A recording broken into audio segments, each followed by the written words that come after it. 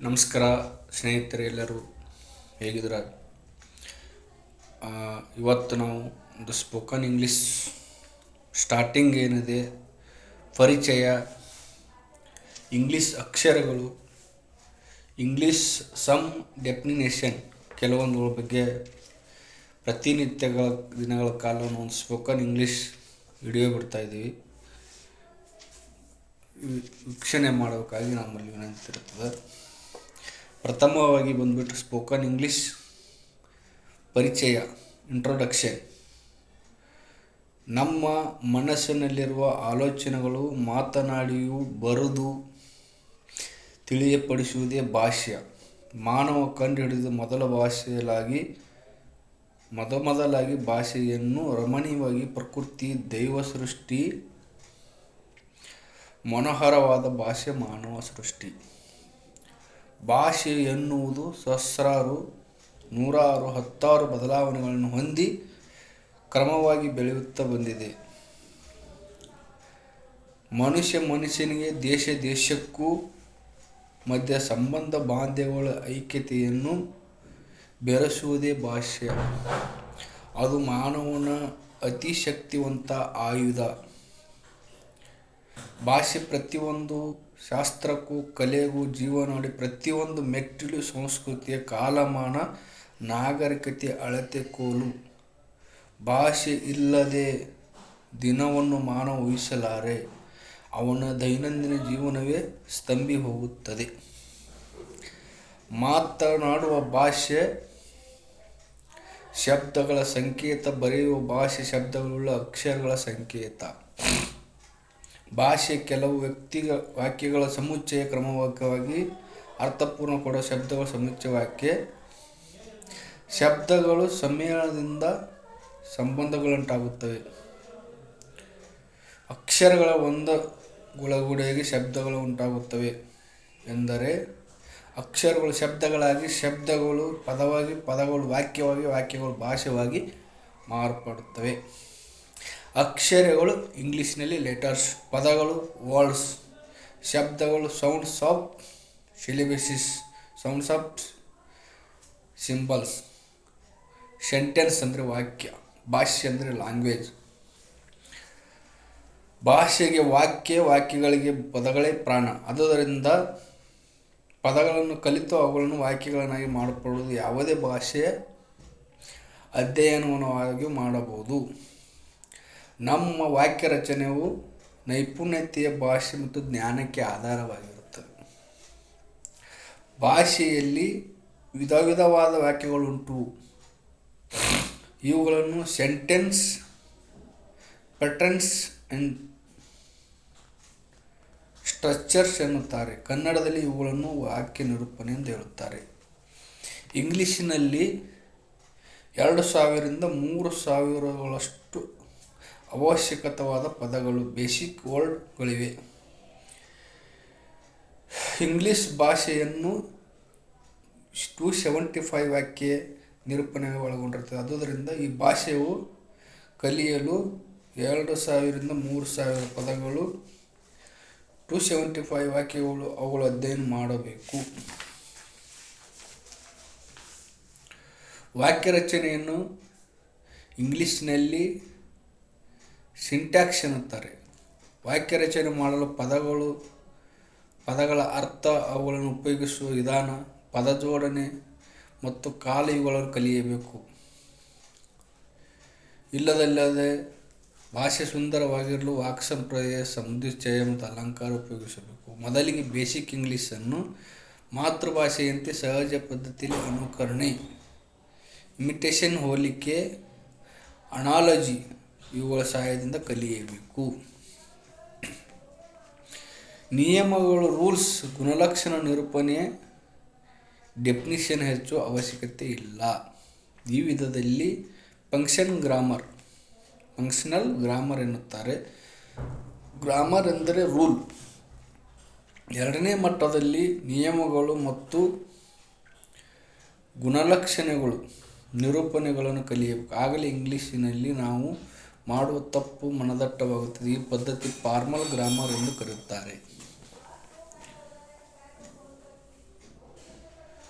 ಇಂಗ್ಲೀಷನ್ನು ಪರಿಪೂರ್ಣವಾಗಿ ಕಲಿಯಬೇಕಾದರೆ ಈ ಕೆಳಕಂಡ ಅಧ್ಯಯನ ಮಾಡಬೇಕಾಗುತ್ತದೆ. ಸಿಂಟ್ಯಾಕ್ಸ್ ವಾಕ್ಯ ರಚನೆ, selection and uses of word ಪದಗಳ ಆಯ್ಕೆ ಮತ್ತು ಉಪಯೋಗ. ಇದನ್ನು ಇಂಗ್ಲೀಷ್ನಲ್ಲಿ selection of usage of word. ಎರಡನೇದು ಆರ್ಡರ್ ಆಫ್ ವರ್ಡ್ ಪದಗಳ ಕ್ರಮ. ಮೂರನೇದು ಟೆನ್ಸ್ ಅಂದರೆ ಕಾಲ. ಇಡಿಯಮ್ಸ್ ವಾಕ್ ಸಂಪ್ರದಾಯ. ಪ್ರೆಮಸ್ ಪದ ಸಮುಚ್ಚಯ. ಫಿಗರ್ಸ್ ಆಫ್ ಸ್ಪೀಚ್ ಅಲಂಕಾರಗಳು. ಗ್ರಾಮರ್ ವ್ಯಾಕರಣ. ಇವೆಲ್ಲ ಈ ಬೇಸಿಕವಾಗಿ ಬೇಕಾಗುತ್ತದೆ. ಪ್ರಪಂಚದಲ್ಲಿ ಲಿಪಿ ಇರುವ ಇಲ್ಲದಿರುವ ಮುಖ್ಯವಾದ ಸಾಮಾನ್ಯವಾದ ಪದಗಳು ಕೂಡ ಇಂಗ್ಲಿಷ್ ಕೂಡ ಅತಿ ಪ್ರಮುಖ ಸ್ಥಾನ ಪಡೆಯುತ್ತದೆ. ಈ ಕೆಳಗೆ ಕೊಟ್ಟಿರುವ ಅಂಕಿ ಸಂಖ್ಯೆಗಳನ್ನು ನೋಡಿದರೆ ಇಂಗ್ಲಿಷ್ ಭಾಷೆಯ ಪ್ರಾಮುಖ್ಯತೆ ಅರಿವಾಗಿ ಮೂಡುತ್ತದೆ. 200 ಕೋಟಿ ಜನರು ಮಾತೃಭಾಷೆ ಇಂಗ್ಲಿಷ್. 350 ಕೋಟಿ ಜನ ಇಂಗ್ಲಿಷ್ ಮಾತನಾಡುತ್ತಾರೆ. 10% ಜನಕ್ಕೆ ಇಂಗ್ಲಿಷ್ ಜ್ಞಾನವಿದೆ. 50% ವಾರ್ತಾಪತ್ರಿಕೆಗಳು ಇಂಗ್ಲಿಷಿನಲ್ಲಿಯೇ ಇವೆ. 60% ರೇಡಿಯೋ ಟಿವಿ ಮಾಧ್ಯಮಗಳು ಇಂಗ್ಲಿಷಿನಲ್ಲಿ ಪ್ರಚಾರ ಮಾಡುತ್ತವೆ. 70% ಲೇಖನಗಳು ಇಂಗ್ಲಿಷಿನಲ್ಲಿ ಅಚ್ಚವಾಗಿವೆ. ಯುಎನ್ಒನಲ್ಲಿ ಬಳಸುವ 6 ಭಾಷೆಗಳು ಇಂಗ್ಲಿಷ್ ಒಂದು. ಇಂಗ್ಲಿಷ್ ಪ್ರಪಂಚದ ದರ್ಶಿನಿ. ಇಂಗ್ಲಿಷ್ ಗ್ರಂಥಾಲಯ ಭಾಷೆ. ಇಂಗ್ಲಿಷ್ ಅಂತಾರಾಷ್ಟ್ರೀಯ ಭಾಷೆ. ಸಕಲ ಶಾಸ್ತ್ರಗಳ ಸಂಶೋಧನೆ, ಉನ್ನತ ಶಿಕ್ಷಣ ಕೆಲವು ಇಂಗ್ಲಿಷಿನಲ್ಲಿದೆ. ಇಂಗ್ಲಿಷ್ ಒಂದು ಅನುಪಮ ಸಾಹಿತ್ಯದೊಂದಿಗೆ ಕಂಗೊಳಿಸುತ್ತದೆ. ಇಂಗ್ಲಿಷೇನಾದರೂ ನಾವು ಅಲಕ್ಷಿಸಿ ಕೈಬಿಟ್ಟರೆ ಕ್ಷಣಕ್ಕೂ ಅಭಿವೃದ್ಧಿಗೊಳ್ಳುವ ಒಂದು ಜ್ಞಾನದ ಒಳಗೆ ಅಡ್ಡ ಹಾಕದಂತಾಗುತ್ತದೆ. ಆದ್ದರಿಂದ ಜ್ಞಾನ ಓದುವರು ಇಂಗ್ಲಿಷನ್ನು ಕಲಿಯುವ ಅವಶ್ಯಕತೆ ಅರಿತಿರುತ್ತಾರೆ. ಇಂಗ್ಲಿಷ್ ಅಕ್ಷರಗಳು. English letters. ಇಂಗ್ಲಿಷಿನಲ್ಲಿ 26 ಅಕ್ಷರಗಳಿವೆ. ಅಚ್ಚಾಗುವ ಅಕ್ಷರಗಳು ಬೇರೆ, ಬರೆಯುವ ಅಕ್ಷರಗಳೇ ಬೇರೆ. ಅಚ್ಚಾಗುವ ಪುಸ್ತಕದಲ್ಲಿ 2 ವಿಧವಾದ ಅಕ್ಷರಗಳು ಉಪಯೋಗಿಸುತ್ತೇವೆ. ಕ್ಯಾಪಿಟಲ್ ಲೆಟರ್ಸ್ ದೊಡ್ಡ ಅಕ್ಷರಗಳು, ಸ್ಮಾಲ್ ಲೆಟರ್ಸ್ ಸಣ್ಣ ಅಕ್ಷರಗಳು. ಅಚ್ಚು ಮಾಡುವ ಅಕ್ಷರಗಳು capital A B C D E F G H I J K L M N O P Q R S T W X Y Z. ಮುದ್ರಿತ ಪುಸ್ತಕಗಳು ಸಣ್ಣ ಅಕ್ಷರಗಳು. ಬರಹಕ್ಕೆ ಉಪಯೋಗಿಸುವ ದೊಡ್ಡ ಅಕ್ಷರಗಳು, ಬರಹಕ್ಕೆ ಉಪಯೋಗಿಸುವ ಸಣ್ಣ ಅಕ್ಷರಗಳು. ಸ್ವಲ್ಪ ಡಿಫ್ರೆನ್ಸ್ ಇರುತ್ತೆ, ಅದನ್ನು ನೋಟ್ ಮಾಡ್ಕೋಬೇಕಾಗುತ್ತೆ ನೀವು. ಬರೆಯುವಾಗ ಅಕ್ಷರಗಳನ್ನು ನೆಟ್ಟಿಗೆ ಅಥವಾ ಸ್ವಲ್ಪ ವಾರಿಸಿ ಬರೆಯಬೇಕು. This is A book, this is A book, this is A book. ಅಕ್ಷರಗಳು 2 ವಿಧವಾಗಿ ವಿಂಗಡಿಸಬಹುದು. ಸ್ವರಗಳು ಓವೆಲ್ಸ್, ವ್ಯಂಜನ್ಸ್, ಕಾನ್ಸನೆಂಟ್ಸ್. ಎಲ್ಲ ಭಾಷೆಗಳಲ್ಲಿ ಸ್ವರಗಳು ಉಂಟು. A E I O U ಎಂಬ 5 ಅಕ್ಷರ ಸ್ವರಗಳು. ವಾಯಿಯನ್ನು ಬಿಟ್ಟು ಮಿಕ್ಕ 20 ಅಕ್ಷರ ವ್ಯಂಜನಗಳು. ವಾಯಿ ಮಾತ್ರ ಉಭಯಾಕ್ಷರವಾಗಿ. ಕನ್ನಡದಲ್ಲಿ ಕೂಡ ಸ್ವರ ವ್ಯಂಜನಗಳು ಉಭಯಾಕ್ಷರಗಳಾಗಿ ಇವೆ. ಅ ಮತ್ತು ಔ ವರೆಗಿನ ಅಕ್ಷರ ಸ್ವರಗಳು. ಕ ದಿಂದ ಕ್ಷವರೆಗೆ ವ್ಯಂಜನಗಳು. ಅಹಂಗಳು ಉಭಯಾಕ್ಷರಗಳು. ಸ್ವರಗಳಿಲ್ಲದೆ ವ್ಯಂಜನಗಳಿಲ್ಲ. ಕ ಪ್ಲಸ್ ಅ, ಕಿ ಪ್ಲಸ್ ಕ, ಈ ಕ ಪ್ಲಸ್ ಈ ಕು, ಕ ಪ್ಲಸ್ ಕೌ ಹೀಗೆ ಬದಲಾವಣೆ ಆಗುತ್ತದೆ. ಆದ್ದರಿಂದ ಸ್ವರಗಳು ಪ್ರಾಣಾಕ್ಷರಗಳೆಂದು, ವ್ಯಂಜನಗಳು ಪ್ರಾಣವುಳ್ಳ ಎಂದು ಕರೆಯುತ್ತಾರೆ. ಸ್ವರಗಳಲ್ಲಿ ಎಂದರೆ ಓವೆಲ್ಸ್. ಇಂಗ್ಲಿಷ್ನಲ್ಲಿ ಯಾವ ಪದವು ಮಾಡಲಾಗುವುದಿಲ್ಲ. ಸ್ವರಗಳು 1 ಬಾರಿ 2 ಬಾರಿ ಉಚ್ಚಾರಣೆ ಮಾಡಬಹುದು, ಆದರೆ 1 ಬಾರಿ ಆದರೆ ಓವೆಲ್ಸ್ ಎನ್ನುತ್ತವೆ. 2 ಬಾರಿ ಆದರೆ ಸಂಯುಕ್ತ ಸ್ವರಗಳು ಎಂದು ಕರೆಯುತ್ತಾರೆ. ದಿಪ್ತಾಂಗ್ಸ್ ವ್ಯಂಜನ ದಿಪ್ಸಾಂಗ್ಸ್ ಎನ್ನುತ್ತೇವೆ. ಸಂಯುಕ್ತ ಸ್ವರಗಳು. 5 ಸ್ವರಗಳಿವೆ, 12 ಶಬ್ದಗಳಿವೆ. ದಿಪ್ತಾಂಶ 8 ಶಬ್ದಗಳಿವೆ. ವ್ಯಂಜನಗಳಿವೆ 24 ಶಬ್ದಗಳಿವೆ. ಅಂದರೆ ಇಂಗ್ಲೀಷ್ನಲ್ಲಿ 26 ಅಕ್ಷರ ಒಟ್ಟು ಸ್ವರಗಳಿವೆ. ಯಾವ ಭಾಷೆಗಾದರೂ ಉಚ್ಚಾರಣೆ ಮುಖ್ಯ. ಭಾಷ್ಯ ಧ್ವನಿಕ್ಷ ಫೋನಿಟಿಕ್ಸ್ ಎನ್ನುತ್ತೇವೆ. ಮಾತನಾಡುವ ಭಾಷೆ ಶಬ್ದಗಳು ಮುಖ್ಯ. ಬರೆಯುವ ಭಾಷೆಗೂ ಶಬ್ದಗುಣಕ್ಕೂ ಅಕ್ಷರ ಉಚ್ಚಾರಣೆ ಆಗುತ್ತದೆ. ಮಾತನಾಡುವ ಭಾಷೆಗೆ ಪ್ರಧಾನ, ಹಾಗೆ ಬರೆಯುವ ಶೈಲಿ ಸ್ಪೆಲ್ಲಿಂಗ್ ಮುಖ್ಯ. ಶಬ್ದಗಳು ಸಮ್ಮೇಳನವೇ ವಶೀಕರಣ ಶಾಸ್ತ್ರ. ಅಕ್ಷರಗಳ ಬಗ್ಗೆ ಒಬ್ಬ ಕವಿ ಹೇಳುತ್ತಾನೆ. ಬಾಲಗಂಗಾಧರ ತಿಲಕರು ಹೇಳ್ತಾರೆ, ನನ್ನ ಅಕ್ಷರಗಳು ದುಃಖದಲ್ಲಿ ಮಿಂದ ದಯವೇ ಅವತಾರಗಳು. ನನ್ನ ಅಕ್ಷರಗಳು ಪ್ರಜಾಶಕ್ತಿಯ ವಿಜಯಶಾಲಿಗಳಾದ ಐರಾವತಗಳು. ನನ್ನ ಅಕ್ಷರಗಳು ಬೆಳದಿಂಗಳ ಸುಂದರವಾದ ಹುಡುಗಿಯರು. ಕೆಲವು ಗುಣಲಕ್ಷಣ ಮತ್ತು ನಿರೂಪಣೆ. Some definitions. Language. First one. Language ಎನ್ನುವ ಪದ ಲಿಂಗ್ಯು, ಟಂಗ್ ಅಂದರೆ ನ್ಯಾಲಿಗೆ. ಟಂಗ್ ಎನ್ನುವ ಪದದ ಲ್ಯಾಟಿನ್ ಪದದಿಂದ ಹುಟ್ಟಿದೆ. ನ್ಯಾಲಿಗೆ ಇಲ್ಲದೆ ಮಾತನಾಡಲಾರದಲ್ಲವೇ, ಅದಕ್ಕೆ ಮಾತೃಭಾಷೆ ಮದರ್ ಟಂಗ್ ಎನ್ನುತ್ತಾರೆ. ಯಾವ ಭಾಷೆಯಾದರೂ 4 ನಿರೂಪಣೆ ಸ್ಕಿಲ್ಸ್ ಬೇಕು. 1. ಲಿಜನಿಂಗ್, ಕೇಳುವುದು. 2ನೇದು ಸ್ಪೀಕಿಂಗ್, ಮಾತನಾಡೋದು. 3ನೇದು ರೀಡಿಂಗ್, ಓದು. 4ನೇದು writing. First one is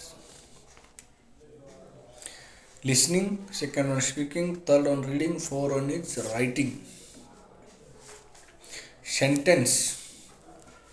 sentence ಎಂದರೆ ಒಬ್ಬರು ಏನೇನು ಆಲೋಚಿಸ್ತಾರೆ, ವಾಟ್ ಒನ್ ಥಿಂಕ್ ಎಂಬ ಅರ್ಥದೊಂದಿಗೆ ಸೆಂಟ್ರೋ ಎನ್ನುವ ಲ್ಯಾಟಿನ್ ಪದದಿಂದ ಬಂದಿದೆ.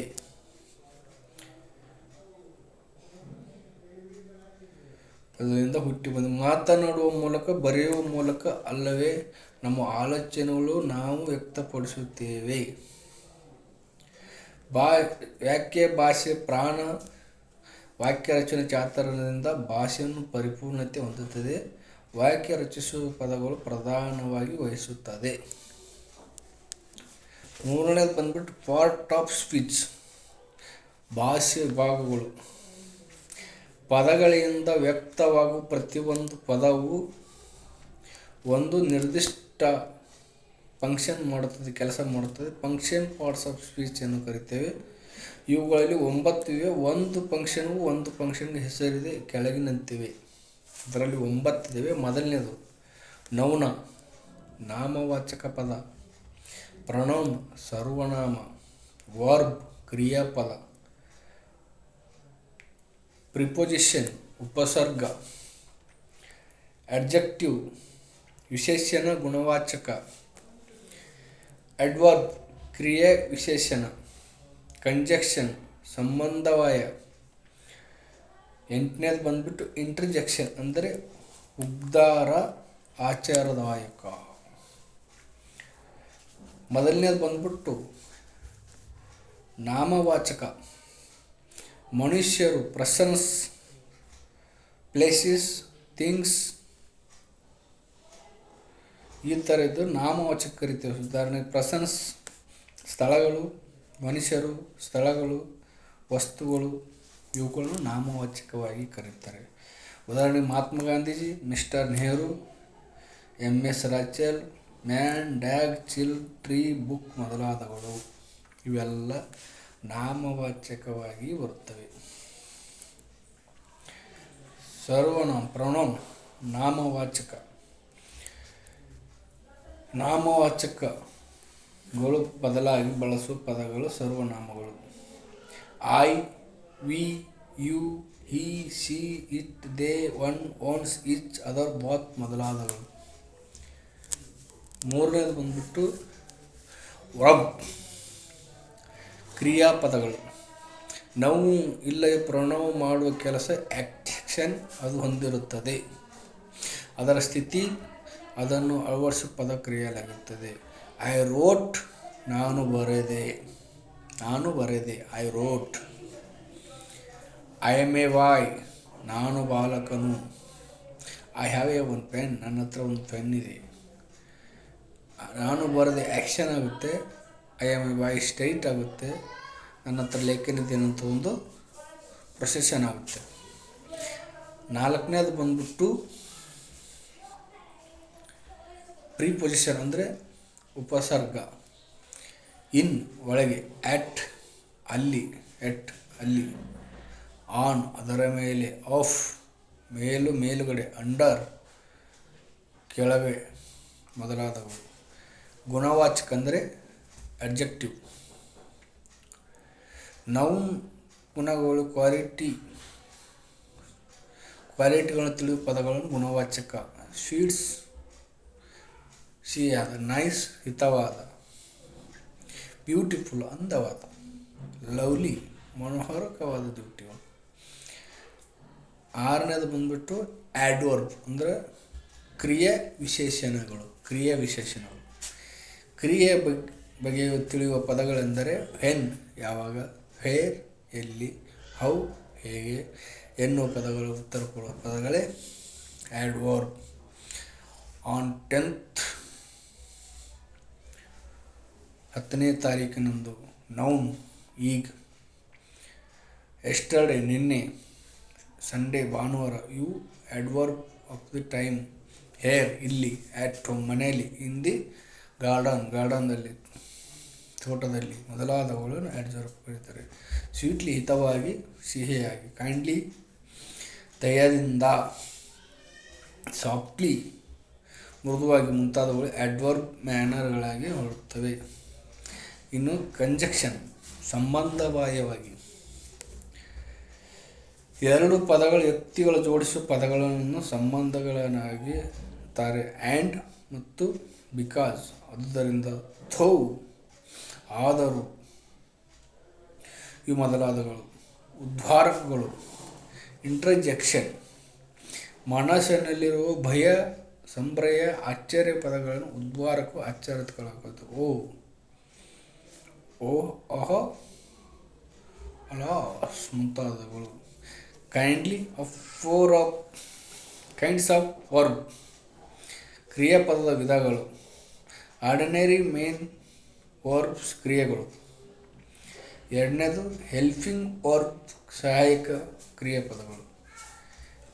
ಇಟ್ ತಿನ್ನು, ಡ್ರಿಂಕ್ಸ್ ಕುಡಿ, ಕಮ್ ಬಾ, ಗೋ ಹೋಗು ಮೊದಲಾದ ಪದಗಳು ತಿಳಿದು ಬರುತ್ತದೆ.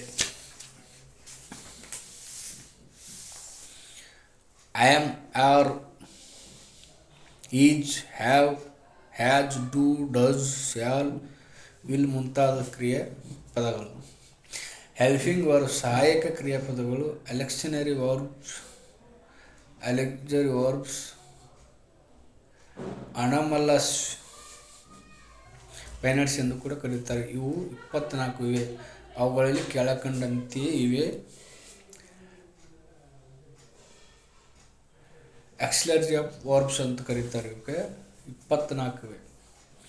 Root verb be, have, do, shall, will, can, may, must, ought, used, need, dare, am, are, is, was, were. Have, has, had, do, does, did, will, would, can, could, may, might, must, ought, used, need, dare. ಮೊದಲು 11 ಶಬ್ದಗಳು ಕ್ರಿಯೆ principal auxiliary verb ಮುಖ್ಯ ಕಾರ್ಯನಿರ್ವಹಿಸುತ್ತದೆ. ಮಿಕ್ಕ 13 ಪದಗಳು ಕ್ರಿಯೆ ಮಾಡಲ್ auxiliary verb ಮಾಡಲ್ ಕ್ರಿಯಾಪದಗಳಿಂದ ಕಳೆಯುತ್ತಾರೆ. Mode ಕ್ರಮ, ಮಾಡೆಲ್ ಮಾದರಿ, ಮಾಡಲ್ ಕೆಲವು ವ್ಯತ್ಯಾಸಗಳನ್ನು ವ್ಯಕ್ತಪಡಿಸುವ ಗುಣವಾಗಿರುತ್ತವೆ. ಓಕೆ, ಇವತ್ತಿಂದು ಇಲ್ಲಿಗೆ ಮುಗಿತು. ಮತ್ತೆ ನಾಳೆ ಕಂಟಿನ್ಯೂ ಮಾಡೋಣ.